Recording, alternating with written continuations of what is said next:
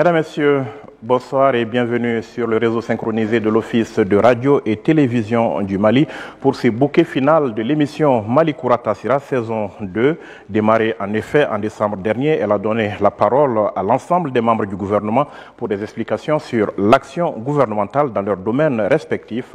Ce soir, place à la journée d'information avec le Premier ministre, chef du gouvernement, le Dr Choguel Kokala Maïga, une émission qui sera conduite autour de triptyque des 3D, à savoir défense, diplomatie et développement, les 3D des orientations données par le président de la transition, chef de l'État. Les 3D auxquels nous ajouterons pour cette émission les réformes qui constituent un axe majeur du programme de travail gouvernemental. Le but étant bien évidemment de mieux vous édifier, chers téléspectateurs, sur les actions, mais aussi sur la vision. Monsieur le Premier ministre, bonsoir.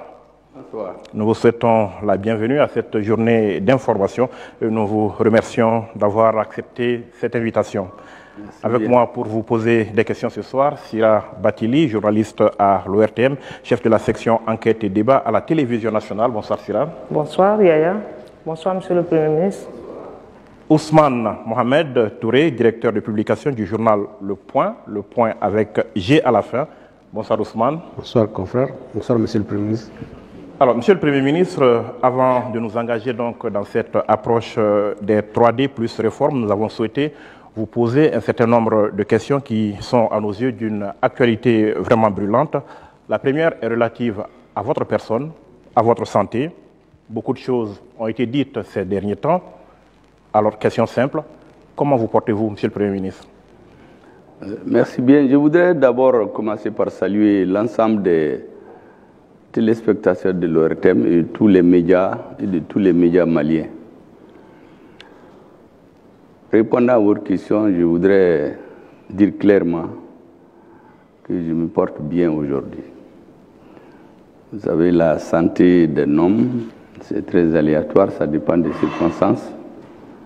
Souvent, l'excès de travail. Vous savez, dans ma vie, moi, je n'ai pas compté avec ma santé. Souvent, quand il y a du travail, il n'y a rien d'autre. Ni le repos, ni la nourriture. L'organisme paye à l'âge avancé. C'est pourquoi je demande aux uns et aux autres, il ne faut jamais sacrifier votre heure de sommeil. Et donc la première fois, c'était effectivement ça. Mais la deuxième fois, ce n'est pas relatif à la première maladie. C'était une autre forme de fatigue.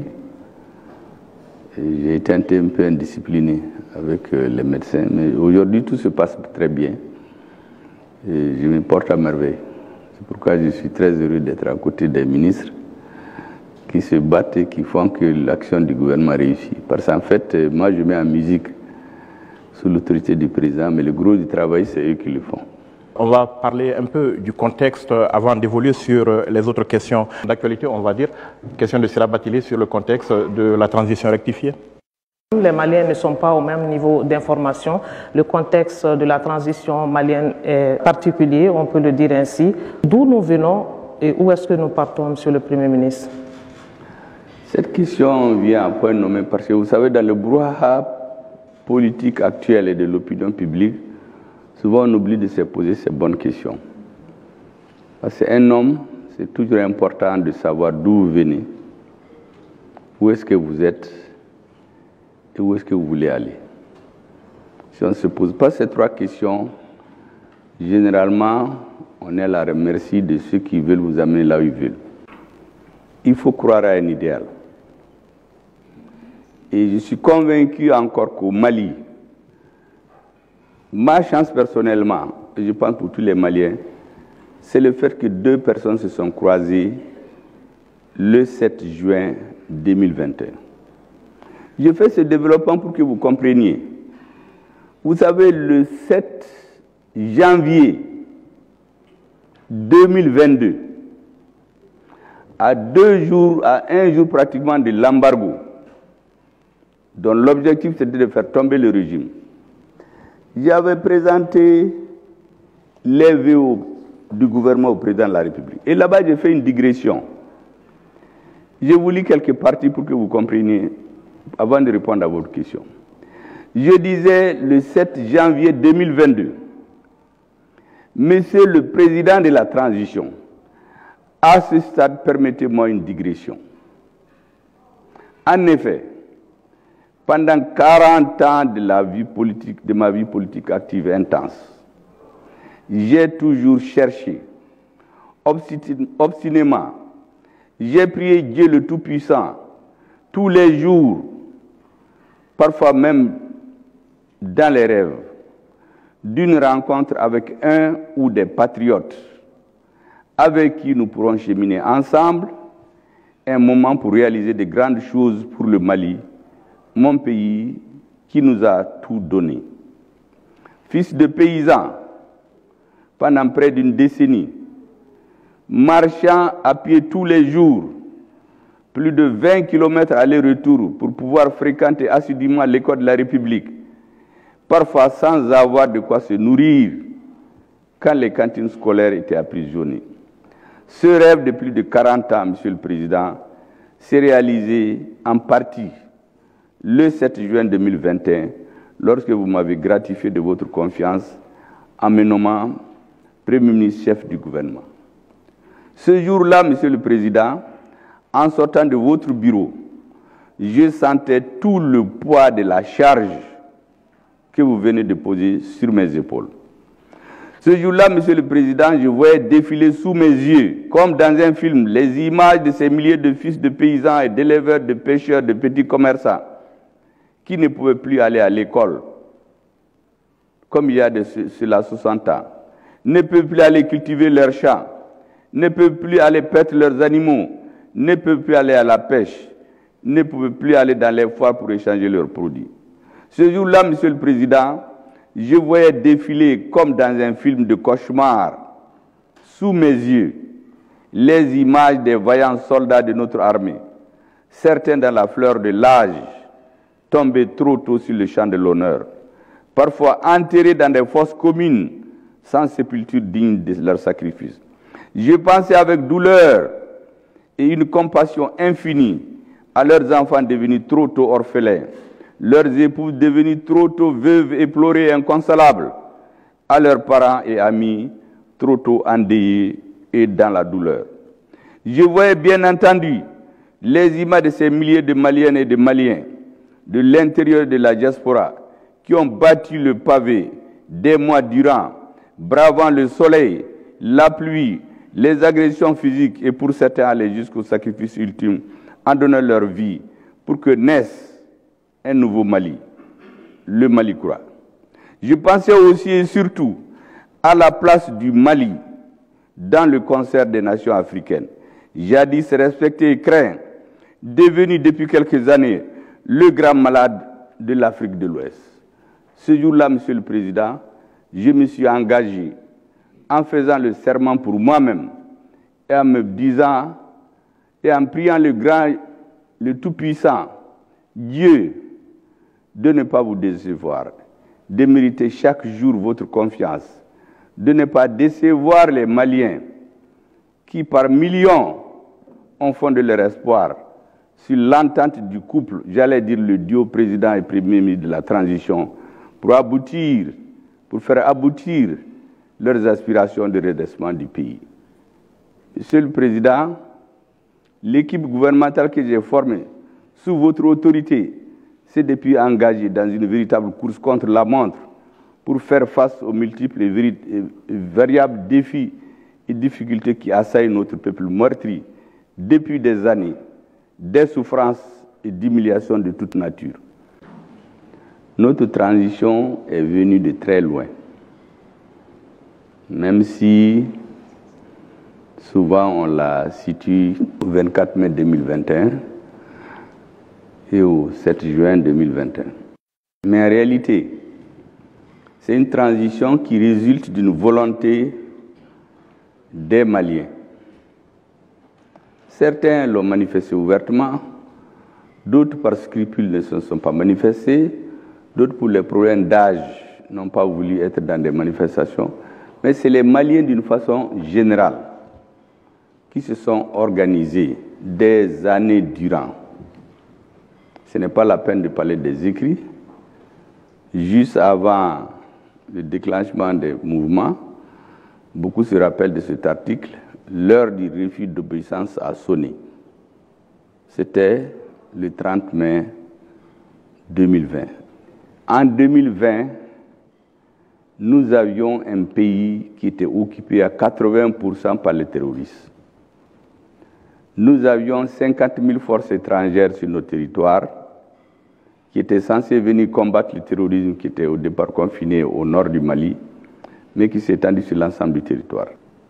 Nous avions la majorité des Maliens qui avaient perdu confiance en soi. Et la confiance, c'est la force principale des hommes, parce qu'ils ne savaient pas de quoi l'avenir serait fait. Et il y avait d'autres qui nous avaient prédit un avenir incertain. C'est-à-dire que dans 10, 15, 20 ans, les Maliens allaient constater le réveil brutal avec un pays désintégré où certains pays maliens vont s'accrocher au train d'atterrissage des avions comme dans d'autres pays et quitter le Mali. C'est tout cela qui a fait que la gestion du pays, la façon dont la justice est exercée, les élections, les Maliens avaient le sentiment que les élections étaient devenues une formalité, juste une course d'estafette. Une équipe vient, il passe la main à l'autre, mais le fond ne changeait pas. C'est l'ensemble de ces facteurs agrégés qui ont fait qu'il y a une prise de conscience au niveau national qui a abouti à un mouvement général. Ce mouvement, certains l'ont conduit, ils l'ont appelé le M5 RFP, mais en réalité, c'est une volonté des Maliens. Cette volonté qui s'est manifestée a eu un début de réponse le 18 août 2020. Donc, de façon visible, les Maliens ont commencé à être dans la rue à partir du 5 juin 2020. Le 18 août, les forces armées de sécurité, regroupées au sein du CNSP, ont mis un point d'arrêt à tout ce processus de dérive. Et on est parti donc pour la transition. Nous avons fait 9 mois, les Maliens n'ont pas eu ce qu'ils voulaient, et il y a eu la rectification de la trajectoire de la transition et l'investiture du président de la transition par la Cour suprême au nom du peuple malien le 7 juin 2021. Et le même jour, il a nommé un premier chef du gouvernement. Et lorsque l'équipe s'est installée, il y a une doctrine qui est à la base. Vous savez, un grand penseur dit que la pratique sans la théorie est aveugle et la théorie sans la pratique, ça ne va nulle part. Il a fallu combiner la vision politique du peuple malien et c'est ce qui a été tenté depuis le 7 juin 2021. Le président l'a dit d'ailleurs récemment, quelques jours après, on l'aurait appelé de l'extérieur pour lui proposer la désignation d'un président, d'un premier ministre, d'un président de l'Assemblée nationale. Celui du Niger, vous l'avez entendu, quand il y avait la crise, quand un pays européen voulait intervenir chez eux, il y a un autre qui l'a appelé pour lui dire non, non, non, le Niger, ce n'est pas pour vous, c'est pour nous. Bon, c'est cette situation-là que nous avons décidé de briser une bonne fois pour toutes. Il fallait que ça commence par un pays, ça a commencé par le Mali. Là où on veut aller, c'est différents points dont je vous ai parlé. Ces différentes questions qui intriguaient les Maliens. L'espoir que les Maliens avaient perdu. Il fallait d'abord restaurer l'espoir, restaurer la confiance. J'ai toujours dit qu'un peuple, un homme, quand il a confiance en lui, rien ne lui est impossible. Il fallait d'abord que les Maliens aient confiance en eux-mêmes. En quoi faisant? En édictant les principaux problèmes à résoudre. Le premier, vous vous rappelez très bien, tout le monde parlait de la sécurité. Deuxièmement, tout le monde parlait de la lutte contre la corruption et l'impunité. La nécessité de faire de grandes réformes dans le pays, sur lesquelles nous reviendrons. Ensuite, il y avait la nécessité de créer une ambiance propre à sécuriser nos militaires qui se battaient. Donc, la conclusion d'un pacte social de solidarité et de développement. Donc, voici les principales préoccupations des Maliens. Où est-ce qu'on va maintenant? Pour répondre à votre question, nous partons vers des lendemains meilleurs. Le 4 juin 2021, Vous vous rappelez, j'avais dit aux Maliens, dans un meeting tenu à la place de l'indépendance, qu'il faut que les Maliens, les amis du Mali, acceptent que nous regardons vers de nouveaux horizons. Mais que quand nous allons entamer cette voie, que les Maliens se disent que c'est une voie qui va être très difficile. Nous allons rencontrer des puissants vents contraires. Nous allons rencontrer des cercles de feu dans lesquels il faut prendre le courage de se tenir la main dans la main et foncer. Certains vont tomber. Il faut les tenir pour qu'on aille vers de nouveaux rivages. Et le président de la transition, dès le début, il a fixé le cap. C'est l'architecte. C'est lui qui fixe quel type de maison vous voulez. Il nomme un Premier ministre, en tout cas la conscience qu'il a du rôle du Premier ministre, c'est de faire l'ingénieur en chef. Organiser tout avec ses ministres qui sont vraiment ses chefs de chantier, qui suivent tout petit à petit. Chacun brique par brique, et puis les ouvriers, ça c'est les travailleurs, pour qu'à la fin on puisse présenter ce texte-là au peuple. Voilà là où nous voulons aller. Le désespoir est fini maintenant. Les Maliens ont confiance en eux-mêmes. Impossible n'est plus malien. Impossible n'est plus malien. Donc on va continuer avec ces questions d'actualité. Une question de Mohamed Ousmane. Oui, Monsieur le Premier ministre. Beaucoup de supputations, de rumeurs, et parfois même des déclarations, des réformes énoncées ou même annoncées, des affaires en justice et concernant l'électricité. Aujourd'hui, Monsieur le Premier ministre, in situ, sur place, qu'est-ce qui est possible pour ne pas amortir la résilience des Maliens? Deux, l'électricité est-elle redevenue un luxe pour les Maliens? La crise énergétique fait partie des grands problèmes que les Mali avaient. La première fois où les ministres devaient aller à la télévision, voici ce que je leur ai dit, devant tous les ministres qui sont assis ici, et je l'ai répété au président. J'ai dit, mesdames, messieurs les ministres, retenez une chose, il faut toujours dire la vérité aux Maliens. Certains pensent que la politique, c'est mentir. La conclusion que moi je tire, c'est qu'en politique, il faut toujours dire la vérité. Quand vous ne pouvez pas dire la vérité, il vaut mieux ne pas en parler. J'ai dit au ministre, je l'ai dit au président. La deuxième fois aussi, quand le ministre devait aller, c'est la même chose. Cette question d'électricité, dès le début, chaque semaine, moi, j'en parlais avec le président. Jusqu'à la veille de mon départ sur le Niger. Le président m'a dit qu'en plus ou après les questions de sécurité, c'est une question qui le préoccupe. Faisons confiance au président.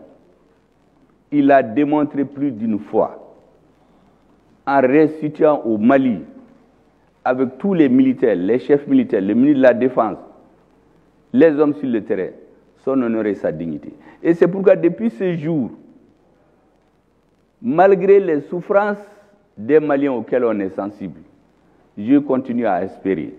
Et je suis persuadé que dans un avenir qui ne sera pas lointain, le président va relever ce défi aussi. Donc la réponse est la même, faisons confiance au président.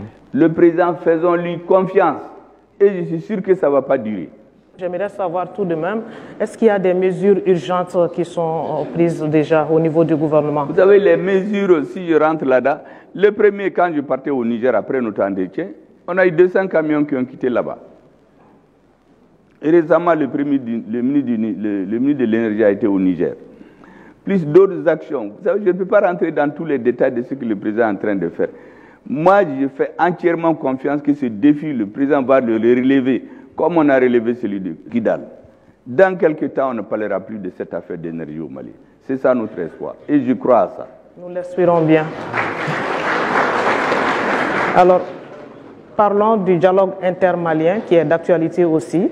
Les Maliens ont décidé de laver le linge sale en famille. Il est perçu comme une chance de se retrouver, de se projeter. Est-ce qu'il peut panser toutes les plaies et permettre d'aller à l'essentiel pour les Maliens? Vous savez, quand on a pris Kidal, la question suivante, qu'est-ce qu'on fait? Au moment où la maison brûlait, où les Maliens avaient perdu confiance, c'est comme quand une maison prend du feu. Tous les enfants sont là, Mais s'ils se mettent à demander, mais qui a mis le feu? Et la maison va finir de se consumer. Nous avons décidé, sous la très haute conduite, ce n'est pas flatteur, c'est vraiment une conduite ultra stratégique et historique du président de la transition, des chefs militaires, de prendre d'abord Kidal, d'aller à l'affrontement direct et gagner contre les ennemis du Mali.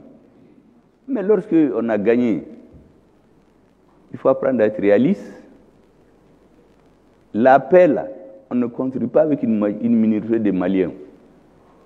La paix, c'est tous les Maliens. La guerre peut être gagnée par un millier d'hommes déterminés. Ce n'est pas pour rien d'ailleurs que dans les armées, vous voyez toujours, ils font des corps d'élite, des commandos parachutistes, je ne sais pas comment on les appelle ailleurs. Mais en fait, c'est pour des opérations coup de poing spéciales. Mais ça ne peut pas résoudre le problème de l'armée. Donc, lorsque Kidal a été pris, le président a compris que pour rester dans le cours de l'histoire, il faut appeler tous les fils du pays cette fois-ci. Et c'est pour cela que vous allez regarder sur la liste des membres de la commission de dialogue intermalien. Mais il y a les gens de tous les régimes. Parce que l'une des grandes leçons qu'on a tirées aussi, c'est de ne plus faire de l'ostracisme. Le Mali, c'est pour tout le monde. À un moment donné, les gens ne comprennent pas, mais quand ils comprennent, là, ils vont venir. Le dialogue intermalien, je suis convaincu, va nous permettre cette fois-ci de poser nos problèmes entre nous et les régler de façon définitive. Donc je suis très, très, très optimiste. Je termine par vous dire que personnellement, quand j'ai pris fonction, le deuxième acte politique que j'ai posé, c'est de convoquer quelqu'un avec qui on est ensemble depuis 2015. Je lui ai dit maintenant, comme on dit en Bamana, Wati sera. Ces militaires-là, si jamais ils ne réussissent pas, c'est notre dernière chance au Mali. Qu'est-ce qu'on doit faire politiquement pour qu'ils réussissent? Parce qu'ils vont faire la guerre, mais la guerre ne construit pas un pays. La guerre, c'est pour un moment donné. Qu'est-ce qu'on doit faire pour les aider pour toujours, pour qu'on ne retourne plus en arrière? Vous savez, le monsieur m'a dit, alors que j'ai fermé ma porte, en parlant avec un ami, il m'a dit, tu sais, je crois que tu es en train de rêver. Je n'ai pas voulu te dire, mais le Mali ne reviendra plus jamais comme avant. Et puis il est parti. Moi, j'ai fini avec lui. Aujourd'hui, je suis convaincu que le chemin que le président de la transition vient de tracer, à l'heure d'aujourd'hui, c'est le meilleur des chemins. Je suis convaincu que rien ne sera impossible désormais. Tout ce que vous avez comme préoccupation, on a besoin d'une chose, de la confiance que l'armée nous a déjà restituée et de nous serrer le coude. Rien ne nous sera impossible désormais. C'est ça ma conviction. Alors, Monsieur le Premier ministre, je vous propose que nous passions véritablement à ces questions de défense et de sécurité que vous avez un peu évoquées déjà dans ce chapitre questions d'actualité. Et je propose qu'on écoute quand même un certain nombre de déclarations relatives à cette situation que vous avez faite, de déclarations que vous avez faites. On regarde cette vidéo et on revient sur ce plateau pour en parler. Or, tous ceux qui comptent sur l'extérieur uniquement pour résoudre leurs problèmes, ils ne pourront jamais avancer. Dans le cadre de la sécurisation du Nord, il y a eu les événements malheureux de Gao, Bamba, Tombouctou et Bourem. Mais en réalité, tous ceux qui ont parlé, vous avez écouté les messages. Tantôt, c'est le représentant de la SEMA qui fait un message. Tantôt, c'est le GINIM, le GISM. Tantôt, c'est ce qu'ils appellent le CSP. Le tournant de Bair n'a pas été digéré par les groupes terroristes et leurs sponsors étrangers. Ils ont commencé, avec les soutiens locaux, à intoxiquer l'opinion, à paniquer les uns et les autres. Parce que nous sommes un pays où les gens ne sont pas habitués à la guerre. Il faut que les Maliens s'organisent et s'habituent désormais à défendre leur pays. Nous devons comprendre, nous sommes les mêmes il n'y a pas de politique qui vaille en dehors des intérêts de la population. Si vraiment notre peuple comprend ça, c'est l'essentiel. Il faut que ces forces armées et de sécurité qui sont au front, qui sont sous le soleil, sous la pluie, qui endurent la faim, la soif, risquent leur vie et certains tombent, il faut que ces forces sentent qu'elles se battent pour une cause juste, qu'elles vivent au même diapason que leur peuple. Parce que pour combattre un mal, il faut le diagnostiquer, il faut connaître ses origines, il faut comprendre ces différentes métamorphoses et prescrire le médicament qu'il faut. Personne ne viendra faire le Mali à notre place. Tous les Maliens qui sont en train de dire « Ah, cherchons la paix », mais on n'a jamais refusé la paix. Même aujourd'hui, on le dit, on tend la main à tous nos parents. Évitons l'amalgame. Protégeons les Touaregs et les Arabes fidèles à la République. Arrêtons la prime à l'impunité. Ces gens qui organisent la guerre, la mort, ils ont des châteaux à Bamako, ils ont des piscines, leurs enfants sont dans les écoles, mais à Kidal, ça fait des années.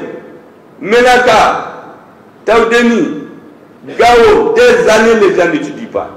Ils ont ramené la crise au centre du Mali pour que les Togo et les persécutent. Ce n'était pas dans la mission de l'administration au départ.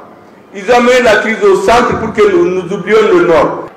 Il y a des gens qui ont dit allons-y aux élections tout de suite parce que c'est que les élections, les Européens voulaient. Ils voulaient un pouvoir faible élu pour que dans 6 mois il y ait un coup d'État. De coup d'État en coup d'État, on va se retrouver avec un pays désorganisé et il est facile à coloniser. Nous avons dit qu'on va mettre des institutions stables, démocratiquement élues par les Maliens, qui vont chercher de légitimité auprès des Maliens et non dans les hôtels et les officines à l'étranger. Aujourd'hui, nous n'avons plus besoin de l'autorisation de quelqu'un pour survoler n'importe quelle partie de notre territoire et aller là-bas. Et frapper si c'est nécessaire. La seule question, c'est de demander au ministre de la Défense quand est-ce qu'on peut aller à Gao. Notre souveraineté, dont nous sommes très fiers aujourd'hui, nous est restituée. Nous devons continuer à la cultiver. La souveraineté, c'est une action de tous les jours. Tous les jours, le Mali doit se renforcer. Tour donc sur ce plateau pour parler de questions de défense et on va commencer par une question de Sira.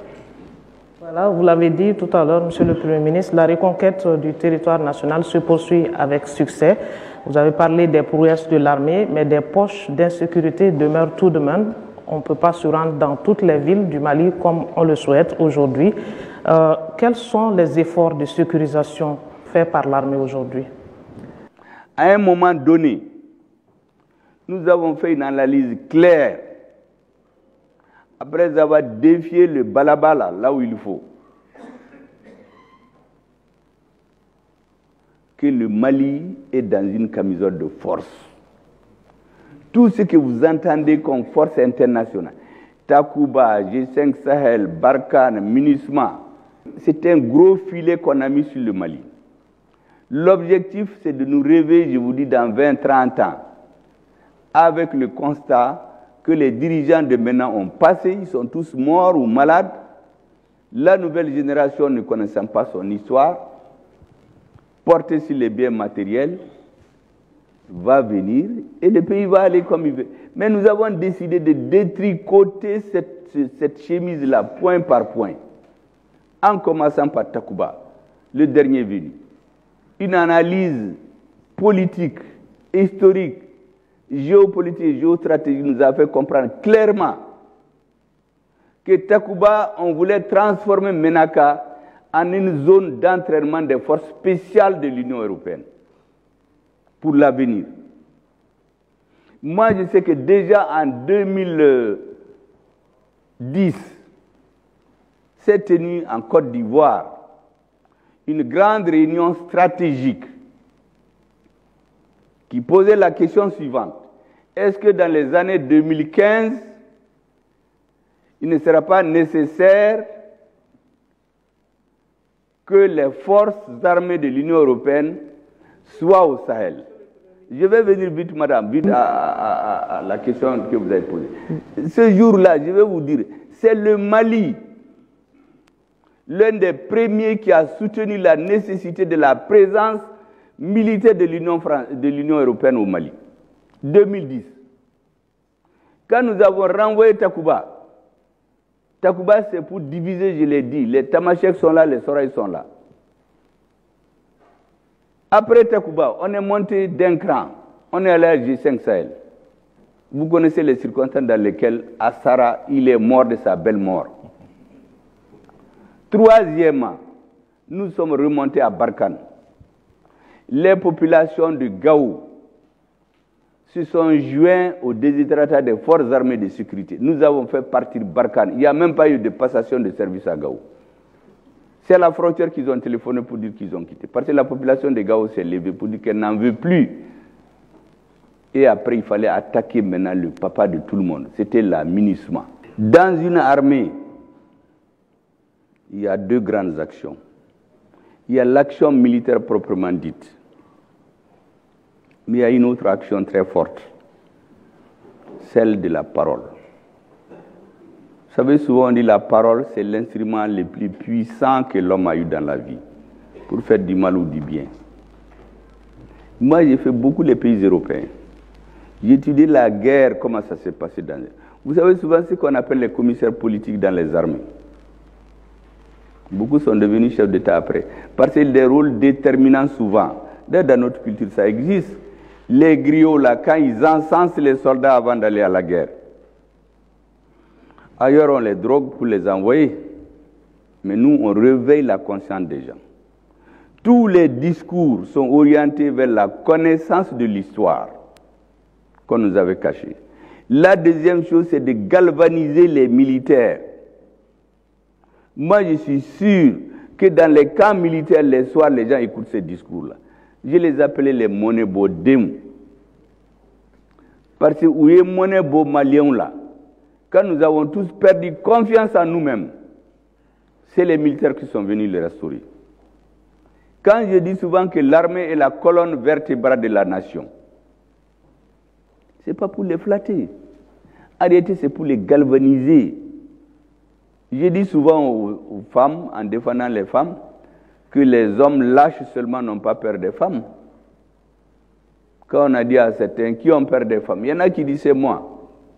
On les a mis à côté. Qui n'ont pas peur des femmes? D'autres disent c'est eux, on les a mis à côté. Mais le chef a dit qu'il va prendre ceux qui ont peur des femmes pour aller à la bataille, parce que c'est eux les vrais hommes. Parce que eux, ils ont honte de revenir perdants. Chez nous, on dit Saya Kafsani Maloye. Tout ce qu'on a dans la vie, ça vient d'une femme. Le respect de la femme doit être sacré. C'est la même chose pour les militaires. Moi, mon objectif depuis 2 ans, c'est de casser ce mur qu'on a mis. On nous a éduqués pendant des années au non-respect de l'uniforme. Dès que tu as un petit diplôme, oh, les militaires, certains ont confondu les conflits avec les chefs militaires qui étaient au pouvoir à un certain moment donné de l'histoire, avec la phobie des militaires. Or, dans l'histoire de l'humanité, toutes les grandes nations, vous aurez remarqué qu'à des tournants décisifs, ce sont des militaires qui sont venus au secours du pays. Lorsque le pays a été redressé, on est revenu à la normale. Les États-Unis, on en connaît. Le général George Washington, Eisenhower. En France, les 2 hommes les plus célèbres dans leur histoire, c'est De Gaulle et Napoléon. Personne ne les a jamais élus. Je peux continuer.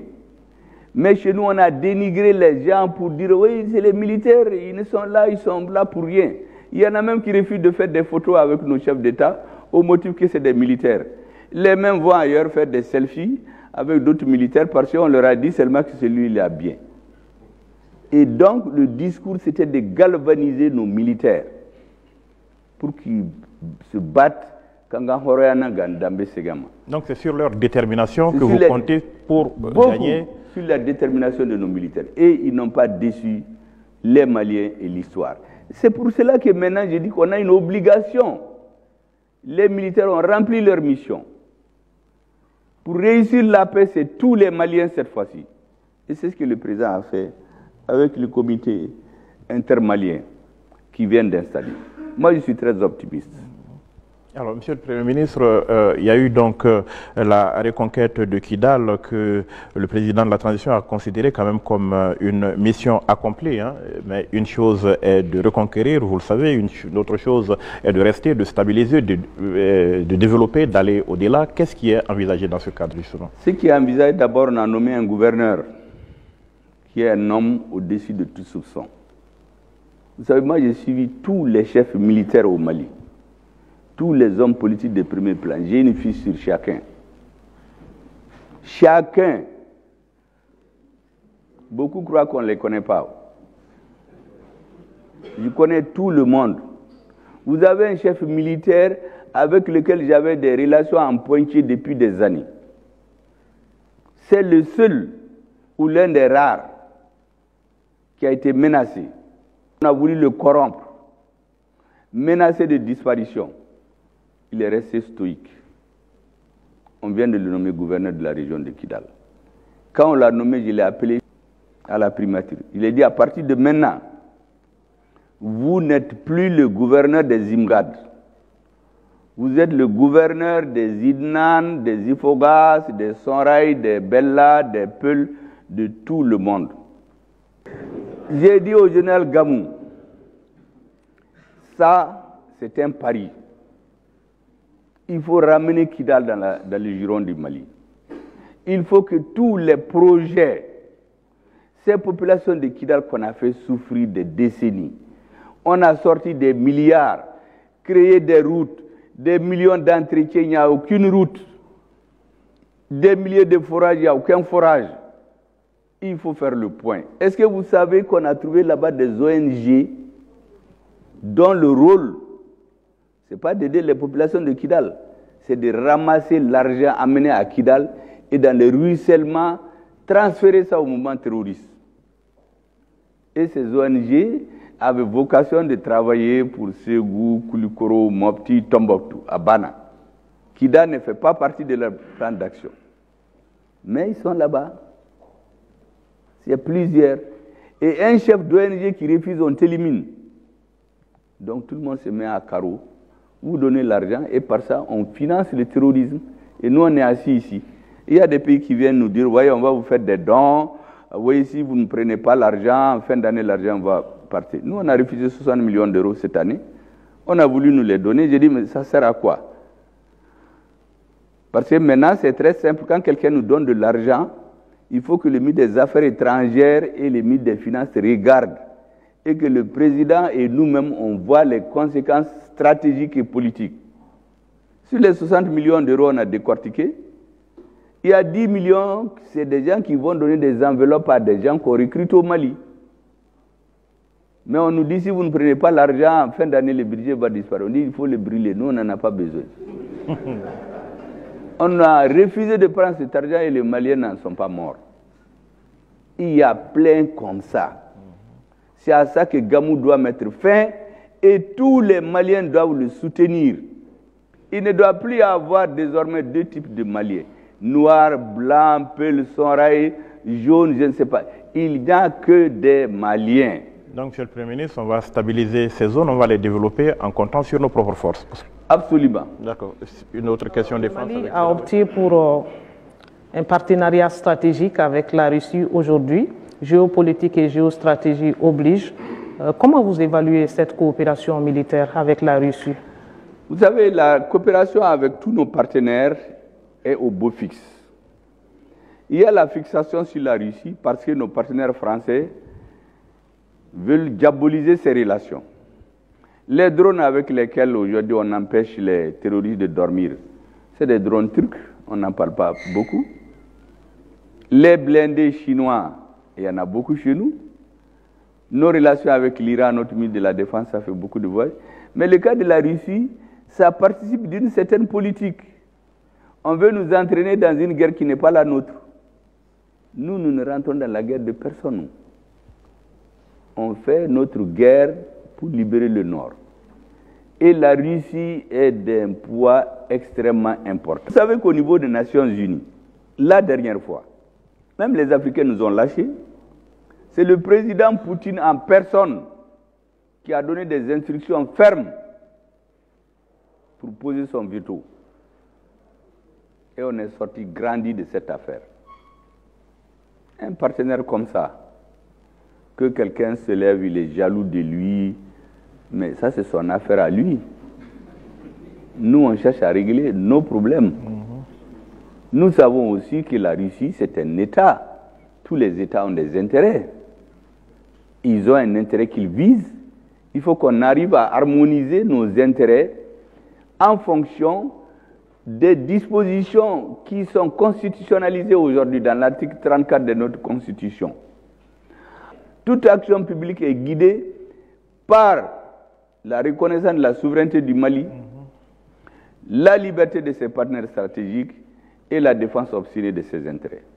Donc, la coopération avec la Russie, elle se porte au beau fixe. Et je crois que nous ferons de toutes nos forces pour que cette coopération s'intensifie et qu'on libère totalement le Mali. Et que tous les Maliens se sentent chez eux. Et que nous, on occupe notre pays.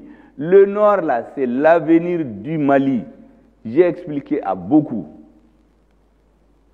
que dans 50, 70 ans, en tout cas moi je ne serai pas là, je ne sais pas si certains seront là, nous aurons la question de ce qu'on appelle l'espace vital. Au 18e, 19e siècle, les États font la guerre pour avoir l'espace vital. Les Maliens seront peut-être 50, 100 millions. C'est le Nord qui aura l'espace vital. Les richesses, c'est au Nord. Ceux qui sont là, les balabala avec sa camisole de force là, pendant 10 ans, on a exploité de l'or là-bas. Il n'y a pas de puits, il n'y a pas de route. Où va cet or-là? Aujourd'hui, on va l'exploiter pour les populations du Nord. Je vous propose qu'on termine sur ce chapitre défense. En tout cas, notre armée opère aujourd'hui en toute autonomie. Donc, quels sont, selon vous, les défis auxquels elle va devoir faire face dans les prochains jours et comment est-ce que vous comptez l'aider en cela? Les défis de notre armée, c'est d'abord maintenir le cap, la susciter l'espoir, la restituer aux Maliens leur confiance. Il faut qu'on continue à dire qu'impossible n'est pas malien. Donc que les Maliens continuent à serrer la ceinture, donner tout à notre armée. Mais, je l'ai dit à beaucoup, le patriotisme, le nationalisme, c'est bien le travailler, mais il faut penser à l'économie.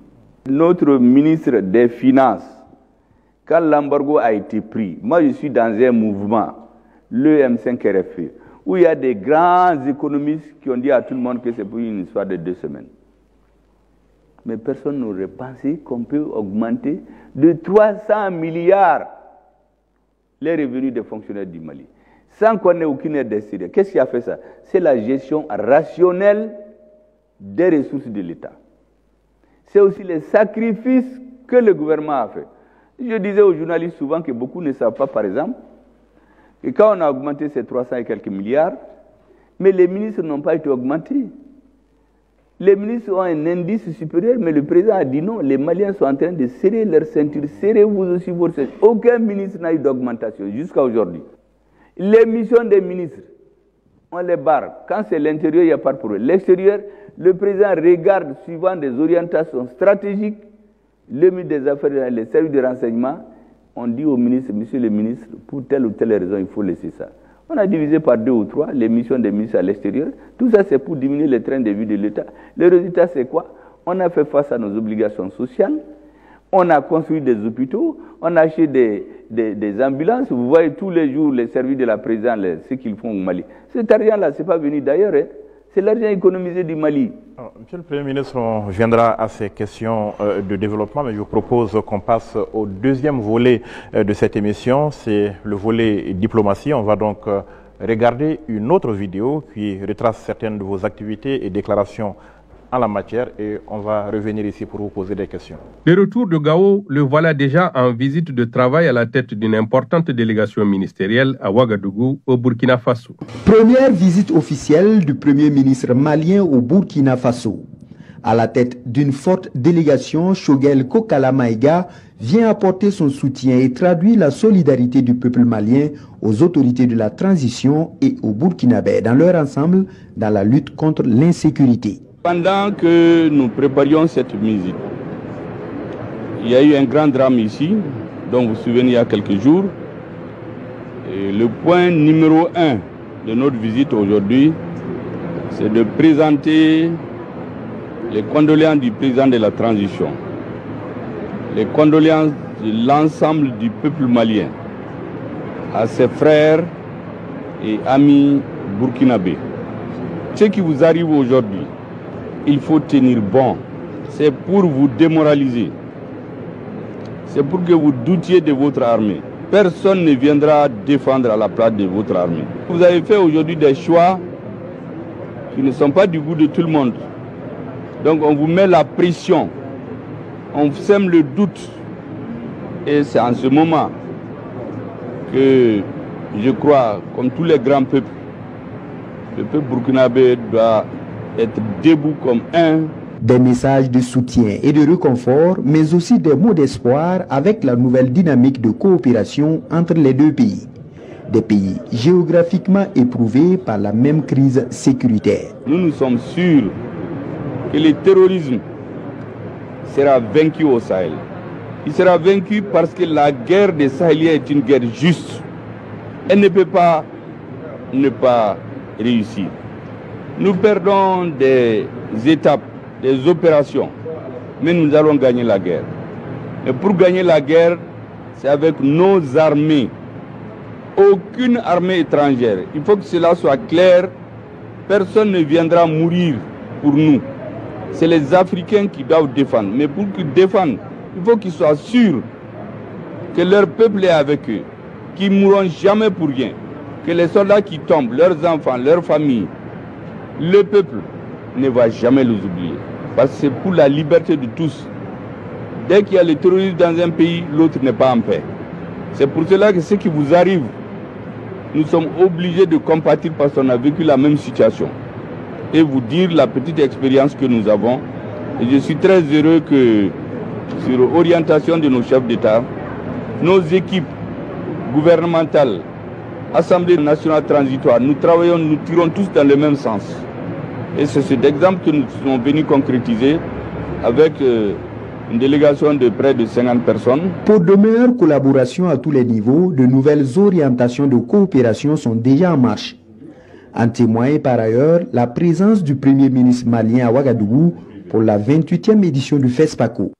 Sans répit, il s'envole à Doha, au Qatar, pour représenter le président de la transition au 5e forum des pays les moins avancés. Le Premier ministre est l'invité de Al Jazeera, section anglaise et arabe, pour porter la voix du Mali. Vous savez, beaucoup oublient d'où vient ce pouvoir de transition. Chaque pays a des raisons objectives qui président à sa transition. Au Mali, nous étions confrontés à l'insécurité dans le Sahel et dans tous les pays du Sahel. Et cette insécurité était devenue tellement criarde que notre population ne vivait plus. Donc il y a eu un soulèvement populaire pour décrier ce qui était en train de se faire, mais qui était apprécié par ailleurs. Et nous avons un groupe d'officiers qui ont fait près de la moitié de leur vie sur le théâtre des opérations, dont l'actuel président de la transition, le ministre de la Défense et leurs camarades, le président du Conseil national de transition, qui ont regardé ce que le peuple demande.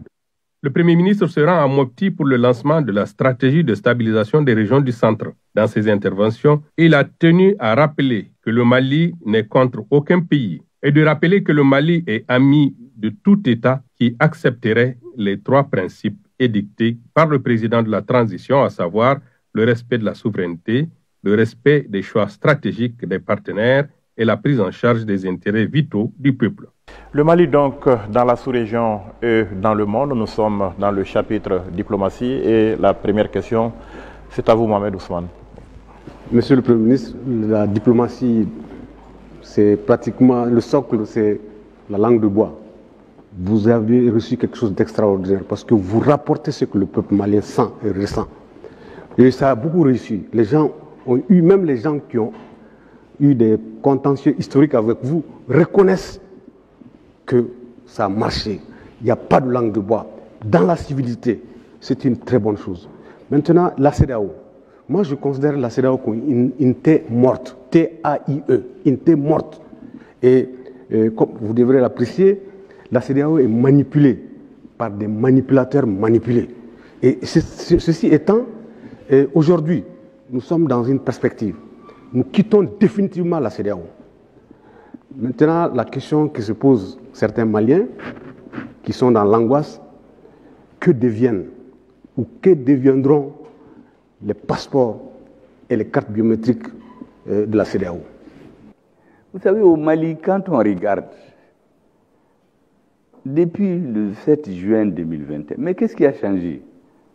Mais c'est le même pays, c'est les mêmes personnes, les mêmes citoyens, les mêmes militaires.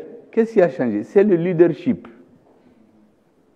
Nous avons eu un chef d'État, chef de la diplomatie malienne,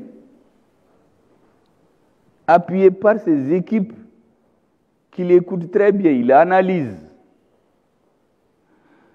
et a changé de paradigme. Vous savez, un jour, comme je voyais des Maliens attaquer Diop dans la presse, notre ministre des Affaires étrangères, je l'ai chahuté, j'ai dit, mais Diop, on t'attaque, il paraît que c'est toi qui as signé l'accord d'Alger, et tu es là encore. Il me dit, monsieur le Premier ministre, vous savez, avant, souvent on hésitait. Aujourd'hui, j'ai des chefs qui ne me laissent jamais en plein vol. Et ça le requinque. Vous ne savez pas comment un ministre est heureux quand il sait qu'il est soutenu par derrière. Notre diplomatie a changé totalement grâce à la nouvelle vision imprimée par le président de la transition. La CEDEAO, vous le savez, elle est née au Mali. Mais nous avons analysé exactement les comportements de la CEDEAO. Jusqu'au jour où, Brifini Boaka, on a levé le boubou. Il y a quelqu'un qui a dit, ah oui, je vais demander à la CEDEAO de prendre telle sanction. Donc finalement, on a compris que même les réunions de la CEDEAO, même les sanctions, c'est notre pays qui les dictait. Et récemment, qu'est-ce qui s'est passé? En réalité, beaucoup ne comprennent pas. Le jour où on a décidé de quitter, nous avions des éléments clairs qu'il y a des pays qui ont comploté sous le couvert de la CEDEAO, des pays extra-européens, extra-africains, voulaient attaquer le Niger, vers le 25 ou le 26. Et nous avons décidé, sous l'impulsion de nos chefs d'État, après mûre réflexion, que nous quittons. Non seulement nous quittons, mais nous avons mis en garde. Je l'ai dit plusieurs fois, nous sommes un peuple de guerriers. Nous avons pris Kidal, personne ne pensait à ça. Vous savez, quand il y a eu les morts du bateau de Tombouctou, il y a eu une réunion de la CEDEAO, ils n'en ont même pas parlé. Au Conseil de sécurité, il n'y a même pas eu la possibilité de prendre une résolution pour présenter les condoléances au Mali. Il y en a qui ont dit non, ceux qui sont morts là, c'est des Maliens, ils ne comptent pas. Mais à partir de ce moment, nous avons tiré les conséquences. Si une organisation, vous rentrez là-dedans pour que ça serve les intérêts de votre peuple, mais pas pour que ça serve les intérêts d'autres pays. Et nous avons été très clairs. Hein. Nous avons fait d'abord une alliance militaire pour dire que celui qui va toucher à la tête un cheveu du Niger, nous allons lui raser la tête. Justement, à propos, nous avons assisté à la création de l'AES, l'Alliance des États du Sahel, le Mali, le Burkina Faso et le Niger. Elle a déjà son architecture institutionnelle, elle est en attente de ces instances au prochain sommet des chefs d'État. Que pouvons-nous espérer de l'AES? Est-ce que l'AES a les moyens de sa politique? En tout cas, au Mali, la direction politique du Mali est entièrement convaincue que dans quelques années, on dira autre chose. Vous savez, récemment, j'ai regardé, parce qu'on s'informe beaucoup, hein, l'or seulement qu'on exploite du Mali. J'ai vu un pays dont je vais taire le nom, qui a présenté à la bourse d'un pays de l'OCDE la quantité d'or qu'ils importent du Mali. Imaginez-vous, à une bourse internationale des pays de l'OCDE, la quantité d'or importée du Mali, le montant, ils l'ont donné, et on a calculé le montant qui est déclaré avoir été exporté chez eux à partir des services ici.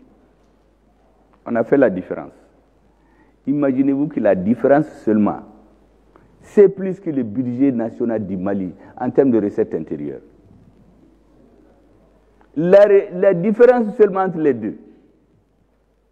Moi, je suis convaincu qu'avec la façon de gérer le pays imprimée par le président de la transition, si nous continuons dans cette voie et qu'on ne vienne pas nous troubler, parce que vous savez, le soutien de la transition, là, il y en a beaucoup. Hein. Même hier, je disais au président en discutant, parce qu'après les dossiers du Conseil, on échange sur la situation politique. J'ai dit, président, dans un pays, tout citoyen doit avoir peur ou avoir honte. Celui qui n'a ni peur ni honte, ce n'est plus un citoyen.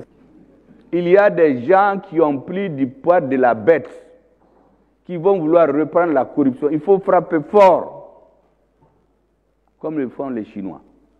Quand le régime est tombé, certains avaient peur, mais aujourd'hui les gens ne reculent devant rien. Et regardez tous les efforts que l'État malien a fait pour que les concours et les examens soient clean. Mais dès que ça s'est calmé, il y a des gens qui se sont donnés à cœur joie cette année. Vous connaissez la suite. C'est pour dire que l'AES, là, je suis convaincu qu'avec une bonne gestion, dans quelques années, nous n'aurons rien à envier aux autres. Au contraire, c'est les autres qui vont dire qu'on a donné les bonnes aides. Que pouvons-nous espérer de l'AES? La réussite et le bien-être de nos populations et leur sécurité. Mais la question que beaucoup se posent déjà, c'est là aussi, où est-ce que nous voulons aller? On parle de confédération, certains parlent de monnaie commune. Où est-ce qu'on va concrètement, monsieur le président? Vous savez, la confédération, c'est une étape, parce que nous voulons tout faire avec prudence. Vous savez, au lendemain des indépendances, la plupart des peuples voulaient se mettre ensemble. Je ne vous rappelle pas les différentes unions qu'il y a eu dans lesquelles les Mali étaient. Ça s'est disloqué. Pourquoi? Souvent parce que les dirigeants, au retour dans leur pays, soit certains on les a corrompus, soit certains on les a menacés, soit il y a eu juste des ralliements politiques. Cette fois-ci, nous avons décidé d'aller pas à pas. Aucune précipitation. Parce que nous n'avons pas le droit à l'erreur. Vous savez, lorsque la première fois nous avons parlé d'alliance entre nos deux pays, entre mon frère du Burkina et moi, je lui ai dit qu'avant qu'on avance, il faut qu'on s'interroge. Pourquoi la première alliance, Haute-Volta, Mali, Sénégal, pourquoi ça a échoué? Point d'interrogation. Cherchons les réponses. Parce que les peuples voulaient depuis longtemps. C'est les mêmes peuples à la frontière du Mali-Burkina. C'est les Djoula. Frontière Mali-Niger, c'est les Germains et les Sorais. Ce sont les mêmes peuples.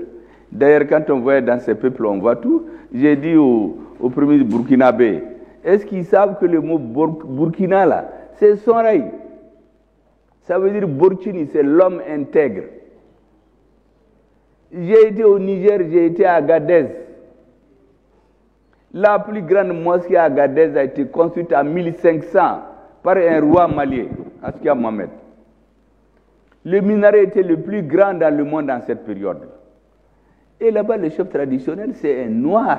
Il est plus noir que les charbons, plus noir que moi. Pourtant, on dit que c'est une ville Touareg. Les Touaregs, les Arabes, les Tamasheks, ils vivent en harmonie. Les peuples de l'AE, c'est le hasard heureux de l'histoire qui a fait qu'on est ensemble aujourd'hui. Je suis certain que si on construit pas à pas, sans précipitation, sans céder à l'enthousiasme inutile des confédérations, peut-être un jour, on va aller vers une fédération. De fédération, un jour, peut-être il y aura même un seul pays. Mais faisons par étapes. Chacun résout sa mission historique. Ceux qui viendront après nous vont apprécier. On va aller jusqu'à la monnaie.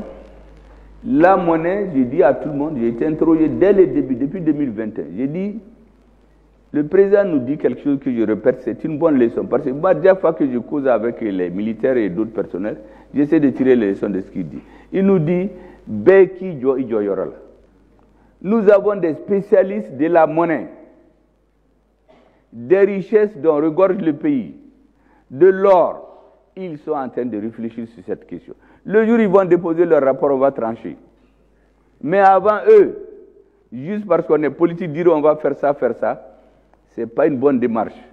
Vous avez la sortie de la CEDEAO. Moi, j'ai reçu les gens en 2021, j'ai la vidéo encore, où tout le monde disait de sortir de la CEDEAO.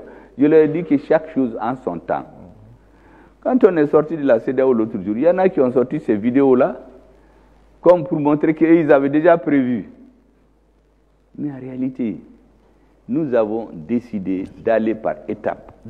Et ce qui est en train de se faire aujourd'hui, je vous assure, c'est ce qui est nécessaire pour aujourd'hui.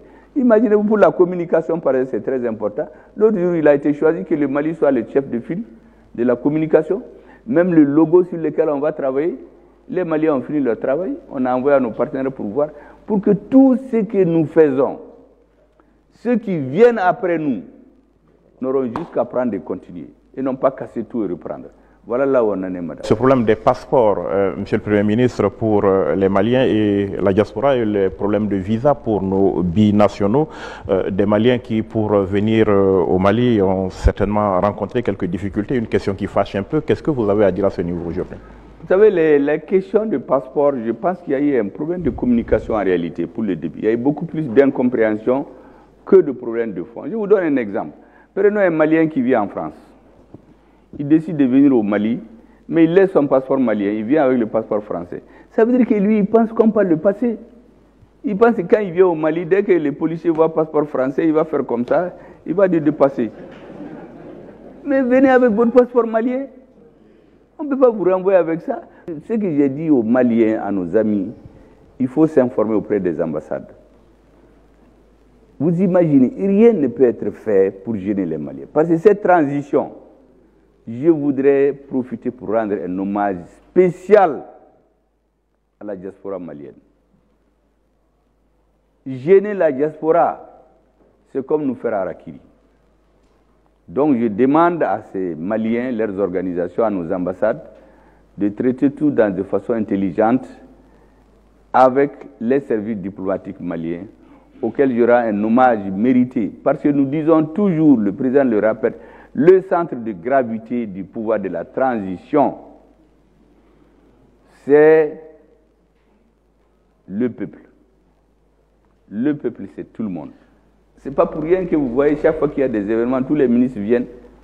Il y en a qui pensent que les ministres de la culture, là, on dit quand l'homme a tout perdu, ce qui lui reste, c'est sa culture. Donc il n'y a pas de petit ministère. Seulement il y a des ministères en tête, on parle. Et quand on a fait l'architecture gouvernementale, je vous assure que ce que nous avons donné, c'est ce qui a été respecté. Et on a fait suivant les demandes du peuple, la défense, la justice, les réformes.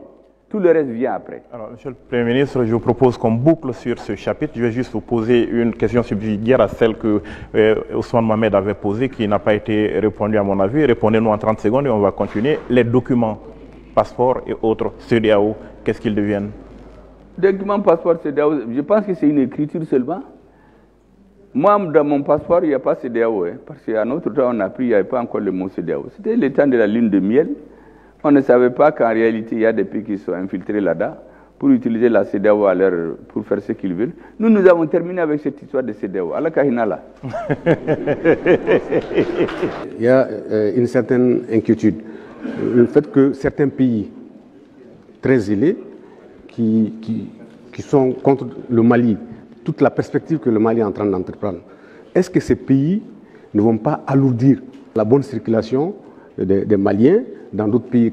Quelles mesures vous allez prendre? Quel est le plan B, C que vous avez déjà? Vous savez, le gouvernement a mis sur place, dès le 28, un comité interministériel pour regarder toutes ces questions, proposer des solutions au gouvernement. Mais d'ores et déjà, je peux vous dire que globalement, le Mali a pris davantage de reprendre son autonomie de décision que de rester sous une tutelle qui va nous amener je ne sais où. La deuxième chose, j'ai mis en garde plusieurs fois. Vous pouvez scruter dans l'histoire tous les pays, tous les dirigeants extérieurs ou maliens qui ont travaillé contre les intérêts supérieurs du peuple malien. Ça s'est retourné contre eux à la fin. Et c'est pourquoi j'ai mis tout le monde en garde. Laissez-nous en paix. Nous ne voulons nous mêler des problèmes de personne. mais que personne ne se trompe sur la qualité des personnes qui dirigent le Mali. J'avais déjà dit à quelqu'un, quand je retournais de New York, qu'il ne faut pas se tromper d'époque. Le colonialisme est terminé. Quand l'Algérie a envoyé son représentant ici, on a convenu que le colonialisme, nous allons l'enterrer en Afrique, exactement comme l'homme est né en Afrique. L'Afrique, le berceau de l'humanité, l'Afrique, le tombeau du colonialisme. Deuxièmement, je l'ai dit de ne pas se tromper de pays. Les colonisateurs ont mis 38 ans pour combattre notre pays. Du 22 septembre 1878 au 16 mai 1916, le premier c'était à Saboussiré et le dernier à Ndrambokan. 38 ans.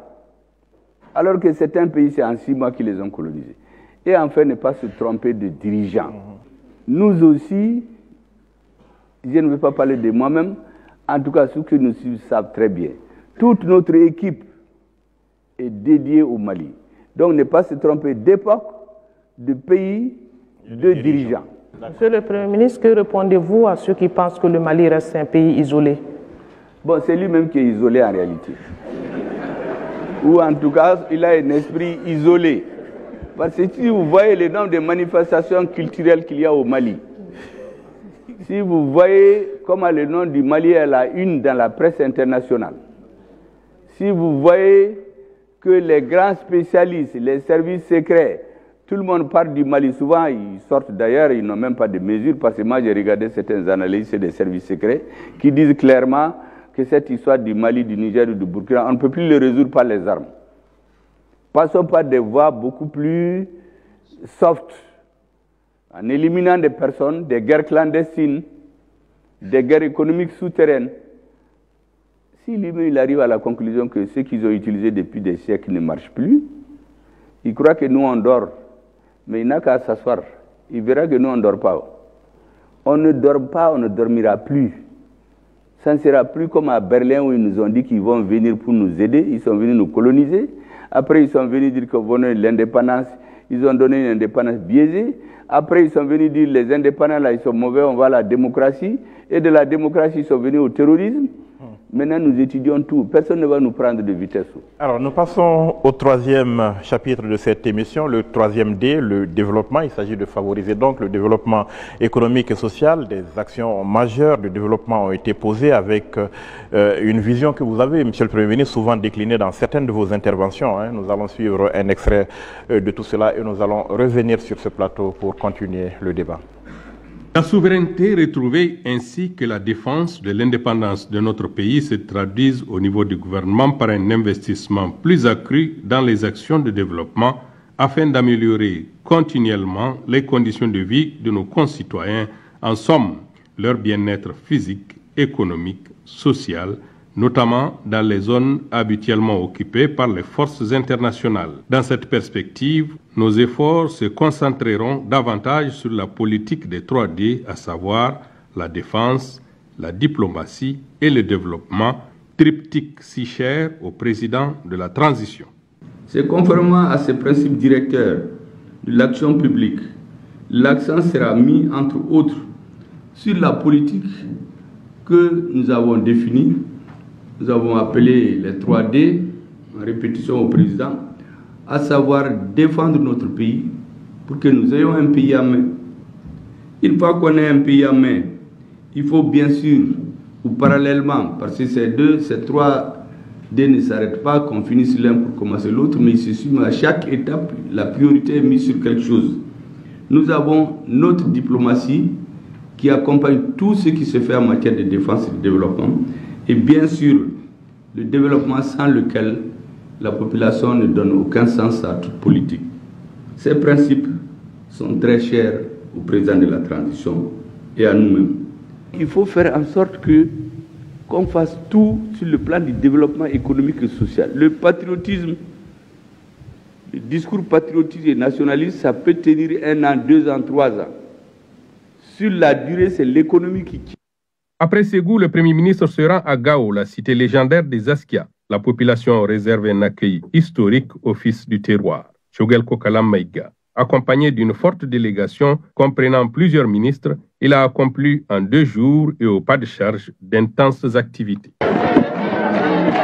Les populations de la commune de Sonia-Libert, au nom des populations de Berra et à mon nom propre, vous souhaitez la chaleureuse bienvenue sur la terre malienne de Berra. Village séculaire, terre de culture, de cohésion, de vivre ensemble et de fraternité légendaire.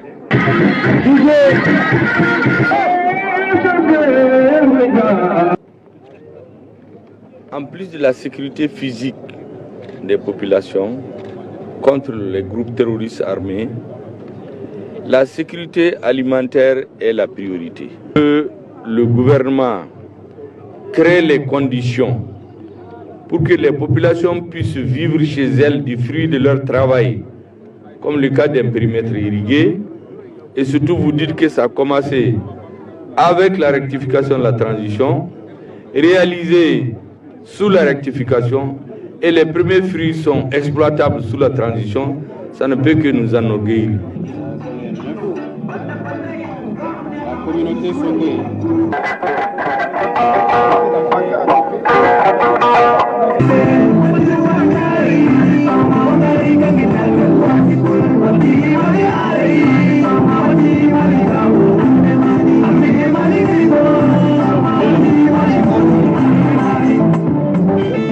Mopti, le 6 juin 2023, stade Barema Bokoum, ouverture de la biennale artistique et culturelle. Le Premier ministre, accompagné de plusieurs membres du gouvernement, est au rendez-vous.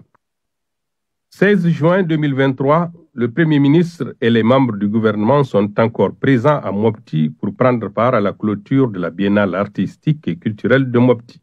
Voilà donc le chapitre développement. Nous y sommes et nous entamons le débat avec une question de Sira.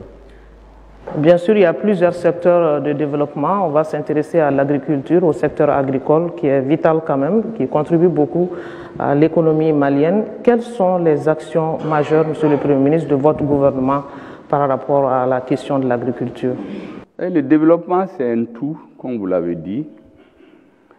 Et je dis, quel que soit le pouvoir, quelle que soit la façon par laquelle des hommes et des femmes accèdent au pouvoir, par les urnes, par la force, par l'aide extérieure. Parce que l'extérieur souvent installe des pouvoirs. Pour légitimer un pouvoir, il a besoin de la sécurité, de sécuriser physiquement ses citoyens. Après les avoir sécurisés physiquement, ils ont besoin de la sécurité alimentaire. C'est ce dont vous venez de parler. Quand quelqu'un est sécurisé, il veut manger. Quand il est sécurisé alimentairement, il faut qu'il soit sécurisé sur le plan sanitaire. Ensuite, sur le plan éducatif et tous les autres aspects de la vie. Tout pouvoir qui ne peut pas assurer ce type de sécurité aux citoyens, il ne peut pas être légitime. Nous avons très vite compris cela. Et c'est pour cela que le président, depuis le 7 juin 2021, alors que nous avions en mire la prise de Kidal, il ne cesse de nous rappeler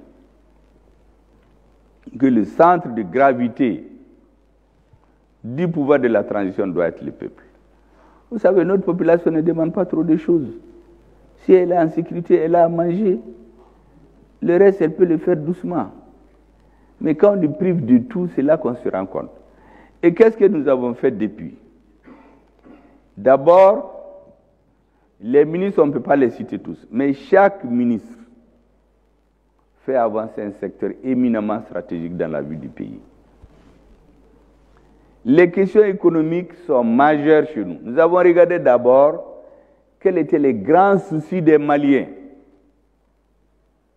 avant le changement de régime. Tout Ségou, chaque fois que le Premier ministre est de passage, pas de la Comatex, tout Ségou vit de la Comatex. Le président en a fait une affaire personnelle. L'IMPP, c'est le fleuron de l'industrie au Mali. Les autres chefs d'État, quand ils viennent au Mali, c'est là-bas qu'on va leur montrer, c'était mort. Le président en a fait une affaire personnelle. Les chemins de fer, qui dit chemin de fer dit Caille, dit tout l'ouest du Mali. Est-ce que vous savez qu'il y a des hommes, parce qu'ils disent qu'ils sont élus, les 50 mètres d'astreinte qu'il y a dans les rails, ils ont ramené à 10 mètres pour vendre les 40. Maintenant, les 10 mètres ne suffisent pas. Il y en a qui ont construit sur les rails. Donc, dans leur idée, et dans l'idée des Balabala, il n'y aura plus de rails au Mali. Le président a pris le dossier en main personnellement. Et le train roule. Maintenant, le reste, je ne rentre pas dans les détails, nous savons qu'il y a beaucoup de problèmes. Les questions agricoles. Aujourd'hui, le ministre de l'Agriculture n'est pas là, il est sur le terrain. Parce que plus que tout autre ministère, la présence physique est en permanence sur le terrain pour regarder ce qui se passe, fait partie des éléments de sécurisation du pays. Parce que les terroristes, vous voyez leur technique, quand on a déplacé l'insécurité dans leur sanctuaire, ils se sont dispersés pour aller dans les villages, pour empêcher les gens de cultiver, pour qu'il y ait la faim. Donc nous sommes très conscients de la nécessité de développer les secteurs économiques, sociaux, culturels, de loisirs, pour que les Maliens se sentent bien chez eux. Donc, madame, l'agriculture est au centre de nos activités et tous les ministres y contribuent comme il faut. Vous savez, l'environnement, les gens ne voient pas l'agriculture derrière, mais c'est la même chose dans une certaine mesure. Mais pour l'essentiel, tout est urgent dans notre pays aujourd'hui. La stabilité sociale, Monsieur le Premier ministre, le pacte, il a été signé, mais qu'est-ce qu'il faut attendre aujourd'hui sur ce terrain?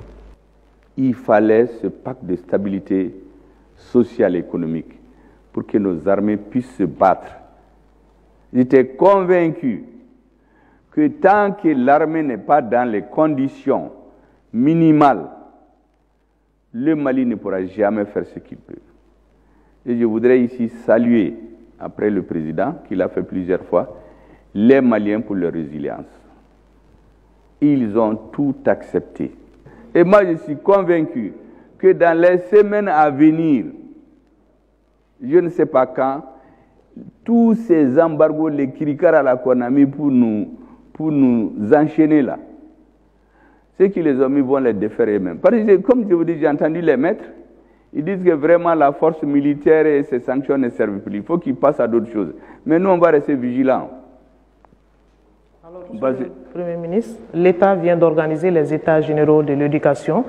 Quelles ont été les conclusions de ces États généraux et qu'est-ce que vous ferez de ces conclusions? Vous savez, l'école est l'avenir du pays.